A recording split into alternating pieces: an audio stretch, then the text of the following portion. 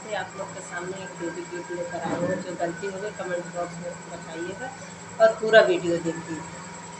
फूल खिले अंगना मंदिर पिछवारे, फूल खिले अंगना मंदिर पिछवारे, गजबाया सन ले हलू मैया मोरे द्वारे, गजबाया सन ले हलू मैया मोरे द्वारे, मैया दुआरे एक अंधा पुकारे, मैया दुआरे एक अंधा पुकारे, गजबन ना दिहलू मैया मोरे द्वारे, गजबन ना दिहलू मैया मोरे द्वारे, फूल खिले अंगना मंदिर पिछवारे, फूल खिले अंगना मंदिर पिछवारे, गजबाया सन दिहलू मैया मोरे द्वारे, गजबाया सन दिहलू मैया मोरे द्वारे, मैया दुआरे एक लंगड़ा पुकारे, मैया दुआरे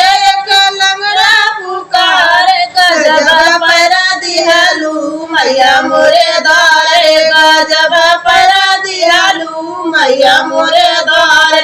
फूल खिले अंगना मंदिर पिछवारे, फूल खिले अंगना मंदिर पिछवारे, गजबाया सन लिहलू मैया मोरे द्वारे, गजबाया सन लिहलू मैया मोरे द्वारे, मैया दुआरे एक बालक पुकारे, मैया दुआरे एक बालक पुकारे, गजबा विद्या मांगे मैया दुआरे, गजबा विद्या देलू मैया मोरे द्वारे, गजबा विद्या दिहलू मैया मोरे द्वारे, फूल खिले अंगना मंदिर पिछवारे, फूल खिले अंगना मंदिर पिछवारे, गजबाया सन लिहलू मैया मोरे द्वारे, गजबाया सन लिहलू मैया मोरे द्वारे,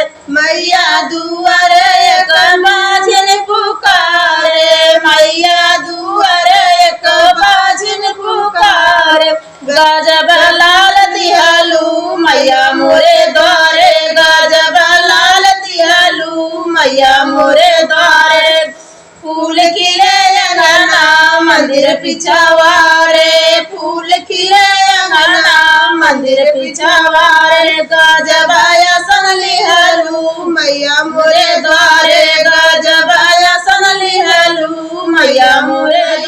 दुआरे एक कोड़ी पुकारे, मैया दुआरे एक कोड़ी पुकारे, गजब काया दिहलू मैया मोरे द्वारे, गजब काया दिहलू मैया मोरे द्वारे, फूल खिले अंगना मंदिर पिछवारे, फूल खिले अंगना मंदिर पिछवारे, गजबाया सन लिहलू मैया मोरे द्वारे, गजबाया सन लिहलू मैया मोरे द्वारे,